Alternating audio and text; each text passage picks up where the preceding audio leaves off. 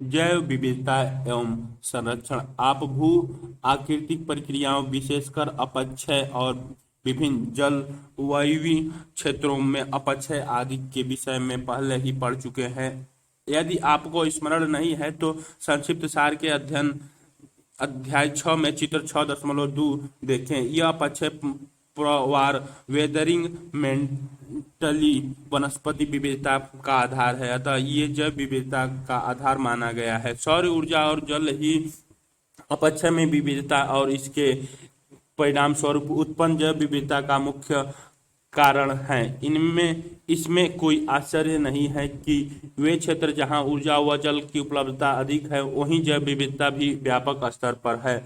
आज जो जैव विविधता हम देखते हैं वह 2.5 से 3.5 अरब वर्षों के विकास का परिणाम है।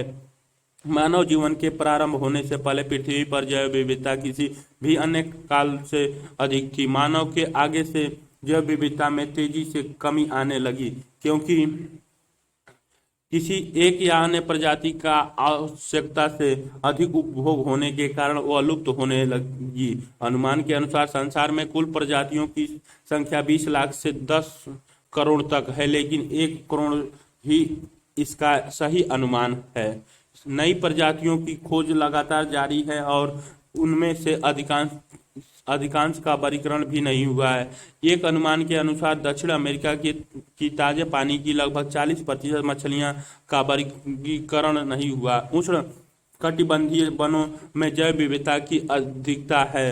प्रजातियों की दृष्टिकोण से और अकेले जीवधारियों के दृष्टिकोण से जैव विविधता सतत विकास का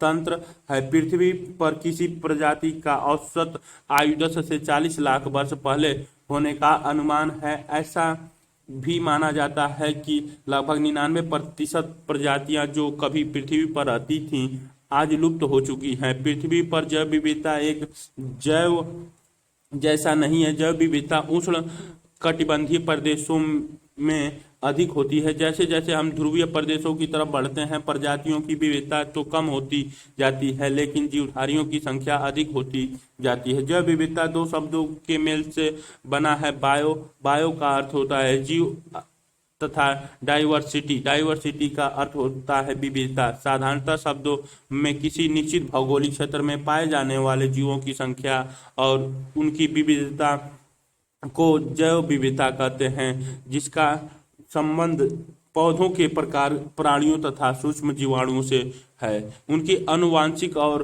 उनके द्वारा निर्मित परितंत्र से होता है। यह पृथ्वी पर पाए जाने वाले जीवधारियों की परिवर्तनशीलता, एक ही प्रजाति तथा विभिन्न प्रजातियों पर परिवर्तनशीलता तथा विभिन्न परितंत्रों में विविधता से संबंधित है। जैव विविधता सजीव संपदा है। यह विकास के लाखों वर्ष के इतिहास का परिणाम है। जैव विविधता को 3 स्तरों पर समझा जा सकता है।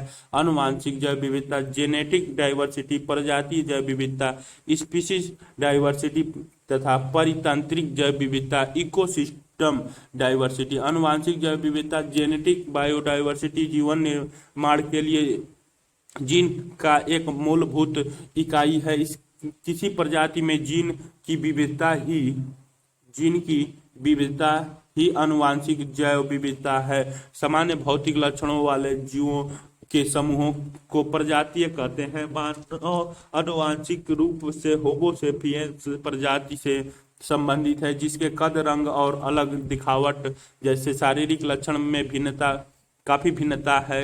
इसका कारण आनुवंशिक विविधता है। विभिन्न प्रजातियों के विकास व फलने फूलने के लिए आनुवंशिक विविधता अत्यधिक अनिवार्य है। प्रजाति विविधता, स्पेसिफिक डाइवर्सिटी, यह प्रजातियों की अनेक रूपता को बताती है। यह एक निर्धारित क्षेत्रों में प्रजातियों की संख्या से संबंधित है। प्रजातियों की विविधता उनकी समृद्धि, प्रकार तथा बाहुल्यता से आंकी जा सकती है। कुछ क्षेत्रों में प्रजातियों का संख्या अधिक होती है और कुछ में कम। जिन क्षेत्रों में प्रजाति विविधता अधिक होती है उन्हें विविधता के हॉटस्पॉट कहते हैं। चित्र 16.1 परितांत्रिक विविधता, इकोसिस्टम डाइवर्सिटी।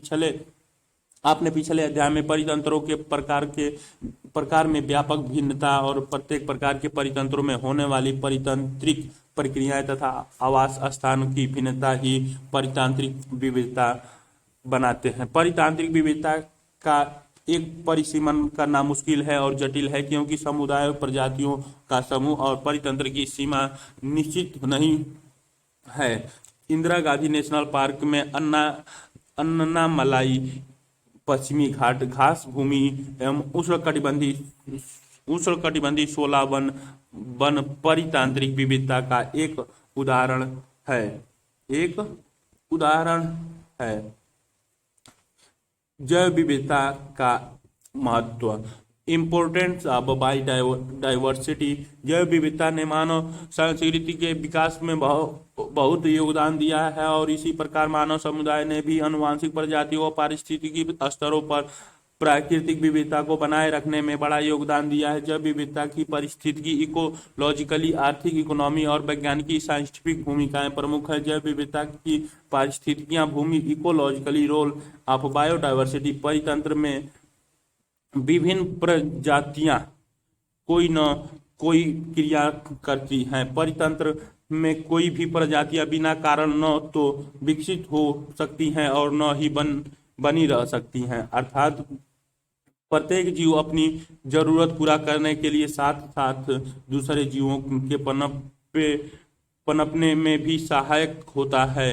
क्या आप बता सकते हैं कि मानव परितंत्रों के बने रहने में क्या योगदान देता है? जीव व प्रजातियां ऊर्जा ग्रहण कर उसका संग्रहण करती है, कार्बनिक पदार्थ उत्पन्न एवं विघटित करती हैं और परितंत्र में जल व पोषक तत्वों के चक्र को बनाए रखने में सहायक होती हैं। इसके अतिरिक्त प्रजातियां वायुमंडलीय गैस को स्थिर करती हैं और जलवायु को नियंत्रित करने में सहायक होती हैं। ये परितंत्रिक क्रियाएं मानव जीवन के लिए महत्वपूर्ण क्रियाएं हैं। परितंत्र में जितनी अधिक विविधता होगी, प्रजातियों के प्रतिकूल स्थितियों में भी रहने की संभावना और उनकी उत्पादक भी उतनी ही अधिक होगी। प्रजातियों की क्षति से तंत्र के बने रहने की क्षमता भी कम हो जाएगी। अधिक आनुवंशिक विविधता वाली प्रजातियों की तरह अधिक जैव विविधता वाले परितंत्र में पर्यावरण के बदलाव को सहने करने की अधिक क्षमता होती है। दूसरे शब्दों में, जिस परितंत्र में जितनी प्रकार की प्रजातियां होगी वह परितंत्र उतना ही अधिक अस्थायी होगा।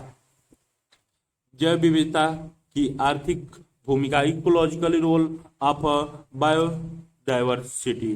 सभी मनुष्यों के लिए दैनिक जीवन में जैव विविधता एक महत्वपूर्ण संसाधन है। जैव विविधता का एक महत्वपूर्ण भाग फसलों की विविधता, क्रॉप डाइवर्सिटी है, जिसे कृषि जैव विविधता भी कहा जाता है। जैव विविधता को संसाधन के रूप में, भंडारों के रूप में भी समझा जा सकता है, जिनका उपयोगिता भोज्य पदार्थ, औषधि और सौंदर्य प्रसाधन आदि बनाने में है।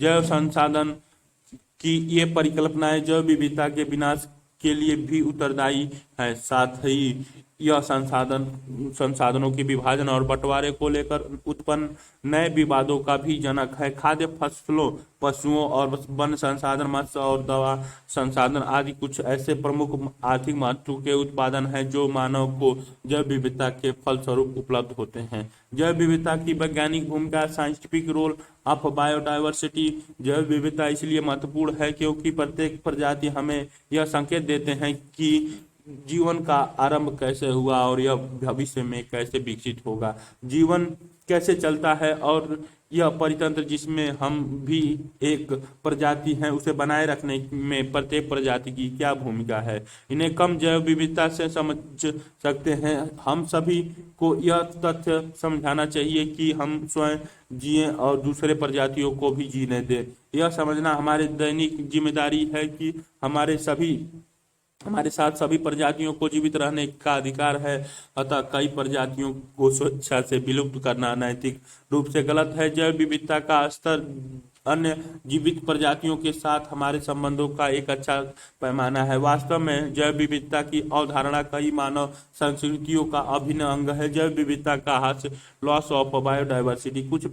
पिछले कुछ दशकों से जनसंख्या वृद्धि के कारण प्राकृतिक संसाधनों का उपभोग अधिक होने लगा है। इससे संसार के विभिन्न भागों में प्रजाति तथा प्रजातियों तथा उनके आवास स्थानों में तेजी से कमी हुई है। उष्णकटिबंधीय क्षेत्र जो विश्व के कुल क्षेत्रों का मात्र एक चौथाई भाग है, यहाँ संसार के 3/4 जनसंख्या रहती है। इस विशाल जनसंख्या की जरूरत को पूरा करने के लिए संसाधनों का दोहन और वन उन्मूलन अत्यधिक हुआ है। उष्णकटिबंधीय वर्षा वाले वनों में पृथ्वी का लगभग 50% प्रजातियां पाई जाती हैं और यह प्राकृतिक आवासों का विनाश पूरे जैव मंडल के लिए हानिकारक सिद्ध हुआ है। प्राकृतिक आपदाएं जैसे भूकंप, बाढ़, ज्वालामुखी, उदागर, दावानल, सूखा आदि पृथ्वी पर पाई जाने वाली प्राणी जाति है, वनस्पति जाति को क्षति पहुंचाते हैं और परिणाम स्वरूप संबंधी प्रभावित प्रदेशों की जैव विविधता में बदलाव आता है। कीटनाशक और अन्य प्रदूषक जैसे हाइड्रोकार्बन और विषैली भारी धातु टॉक्सी हैवी मेटल्स संवेदनशील और कमजोर प्रजातियों को नष्ट कर देते हैं। वे प्रजातियां जो स्थानीय आवास की मूल जैव प्रजातियां नहीं हैं लेकिन उस तंत्र में स्थापित की गई हैं, उन्हें विदेशज प्रजातियां एक्जोटिक स्पीशीज कहा जाता है। ऐसे कई उदाहरण हैं जब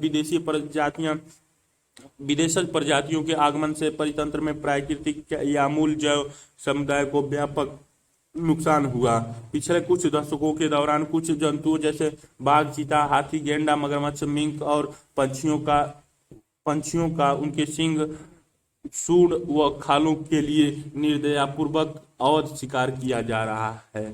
इसके फलस्वरूप कुछ प्रजातियां लुप्त होने के कगार पर आ गई हैं। प्राकृतिक संसाधन व पर्यावरण संरक्षण की अंतर्राष्ट्रीय संस्था IUCN ने संकटापन्न पौधों व जीवों की प्रजातियों को उनके संरक्षण के उद्देश्य से 3 वर्गों में विभाजित किया है। संकटापन्न प्रजातियां इंडेंजर्ड स्पीशीज, इसमें वे सभी प्रजातियां सम्मिलित हैं जिनके लुप्त हो जाने का खतरा है। International union for the conservation of natural and natural resources IUCN चित्र में प्रदर्शित है। रेड पांडा एक संकटपन्न प्रजाति है। इधर हिमबोसिया रेड रेंक्स बेड पंछी दक्षिण पश्चिमी घाट भारत की एक दुर्लभ प्रजाति है।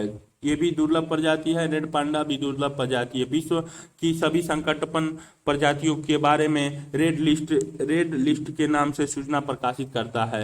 सुभेद प्रजातियां वैल्यूएबल स्पीशीज, इसमें वे प्रजातियां सम्मिलित हैं जिन्हें यदि संरक्षित नहीं किया गया या उनके विलुप्त होने में सहयोगी कारक यदि जारी रहे तो निकट भविष्य में उनके विलुप्त होने का खतरा। इनकी संख्या अत्यधिक कम होने के कारण इनकी जीवित रहना सुनिश्चित नहीं है। दुर्लभ प्रजातियां रेयर स्पीशीज, संसार में इन प्रजातियों की संख्या बहुत कम है। ये प्रजातियां कुछ ही स्थानों पर सीमित हैं या बड़े क्षेत्रों में विरल रूप से बिखरी हुई हैं। जैव विविधता का संरक्षण, कंजर्वेशन ऑफ बायोडायवर्सिटी, मानव के अस्तित्व के लिए जैव विविधता अति आवश्यक है। जीवन का हर रूप एक दूसरे पर इतना निर्भर है कि किसी एक प्रजाति पर संकट आने से दूसरे में असंतुलन की स्थिति पैदा हो जाती है। यदि पौधों और प्राणियों की प्रजातियां संकटापन्न होती हैं तो इससे पर्यावरण में गिरावटपन उत्पन्न होती है और अंततोगत्वा मनुष्य का अपना अस्तित्व भी खतरे में पड़ सकता है। आज यह अति अनिवार्य है कि मानव को पर्यावरण मैत्री संबंधी पद्धति के प्रति जागरूक किया जाए और विकास की ऐसी व्यवहारिक गतिविधियां अपनाई जाए जो दूसरे जीवों के साथ समन्वित हो और सतत पहुंचनीय सस्टेनेबल हो। इस तथ्य के प्रति भी जागरूकता बढ़ रही है कि संरक्षण तभी संभव है, दीर्घकालिक होगा जब स्थानीय समुदाय व प्रत्येक व्यक्ति की इस में भागीदारी होगी। इसके लिए स्थानीय स्तर पर संस्थागत संरचनाओं की विकास आवश्यक है। केवल प्रजाति का संरक्षण और आवास स्थान की सुरक्षा ही अहम समस्या नहीं है, बल्कि संरक्षण की प्रक्रिया को जारी रखना भी उतना ही जरूरी है। सन 1992 में ब्राजील के रियो डी जेनेरियो में हुए जैव विविधता के सम्मेलन अर्थ समिट में किए गए संकल्पों में भारत ने अन्य 135 देशों सहित हस्ताक्षरी है। विश्व संरक्षण कार्य योजना में जैव विविधता संरक्षण के निम्न तरीके सुझाए गए हैं। संकटापन्न प्रजातियों के संरक्षण के लिए प्रयास करने चाहिए। प्रजाति को लुप्त होने से बचाने के लिए उचित योजना व प्रबंधन अपेक्षित है। खाद्यान्नों की किस्में, चारे संबंधी पौधों की किस्में, इमारत लकड़ी के पेड़ों, पशुधन, जंतुओं व उनके वन्य प्रजातियों की किस्मों को संरक्षित करना चाहिए। प्रत्येक देश को वन्य जीवों के आवास को चिन्हित कर उनकी सुरक्षा को सुनिश्चित करना चाहिए। प्रजातियों के पलने, बढ़ने व तथा विकसित होने के स्थान को सुरक्षित व संरक्षित हो। 6वां, वन्य जीवों व पौधों का अंतर्राष्ट्रीय व्यापार नियमों के अनुरूप हो।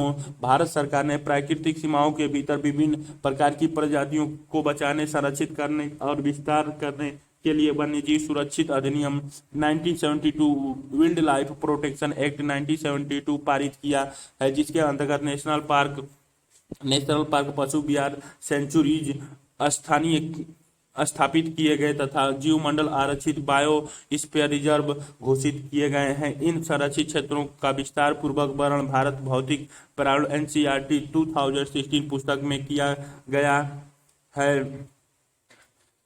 वह देश जो उष्ण कटिबंधीय क्षेत्र में स्थित है, उनमें संसार की सर्वाधिक प्रजातियां विविधता पाई जाती हैं।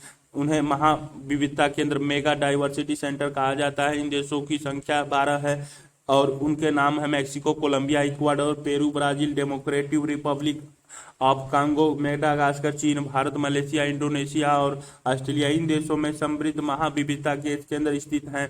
ऐसे क्षेत्र जो अधिक संकट में हैं, उनके संसाधन को उपलब्ध कराने के लिए अंतर्राष्ट्रीय संरक्षण संघ IUCN ने जैव विविधता हॉट स्पॉट क्षेत्र के रूप में निर्धारित किया है। चित्र 16.1 हॉट स्पॉट उनकी वनस्पति के आधार पर परिभाषित किए गए पादप महत्वपूर्ण हैं, क्योंकि ये ही किसी परितंत्र की प्राथमिक उत्पाद को निर्धारित करते हैं। यह भी देखा गया है कि ज्यादातर हॉटस्पॉट में रहने वाले प्रजाति भोजन जलाने के लिए लकड़ी। ये चित्र पश्चिमी विषुवत रेखा के 0 डिग्री ऊपर में सेंट्रल अमेरिकीय उच्च भूमि, सेंट्रल अमेरिका के निम्न भूमि, पश्चिमी इक्वाडोर तथा कोलंबिया को उष्णकटिबंधीय एंडोज अटलांटिक वन, ब्राजील ऊपरी गिनी वन, पूर्व चांप पर्वत तांजानिया, पूर्व मेडागास्कर, पश्चिमी घाट भारत, पूर्वीय हिमालय, सिंह राज्य वन श्रीलंका, इंडोनेशिया, प्रायद्वीप मलेशिया, फिलीपींस, उत्तरीय Borneo, Queensland, Melanesia, new Caledonia. कुछ पारिस्थितिकी hotspot ecological hotspot in the world में दिखाए गए हैं। लकड़ी, कृषि भूमि और इमारती लकड़ी आदि के लिए वहां पाई जाने वाली समृद्ध परितंत्र पर ही निर्भर है। उदाहरण के लिए मेडागास्कर में पाए जाने वाले कुल पौधों व जीवों में से 85% पौधे व जीव संसार में अन्यत्र कहीं भी नहीं पाए जाते हैं। अन्य हॉटस्पॉट जो समृद्ध देशों में पाए जाते हैं, वहाँ कुछ अन्य प्रकार की समस्याएं हैं। हवाई द्वीप, जहाँ विशेष प्रकार की पादप व जंतु मिलती हैं, वहाँ विदेशज प्रजातियों के आगमन और भूमि विकास के कारण असुरक्षित है। परियोजना कार्य, जिस राज्य में आप का स्कूल है वहाँ नेशनल पार्क है, पशु विहार सेंचुरी है अथवा जीव मंडल आरक्षित क्षेत्र बायोस्फीयर रिजर्व के नाम से लिखे और उन भारत के मानचित्र पर रेखांकित करें।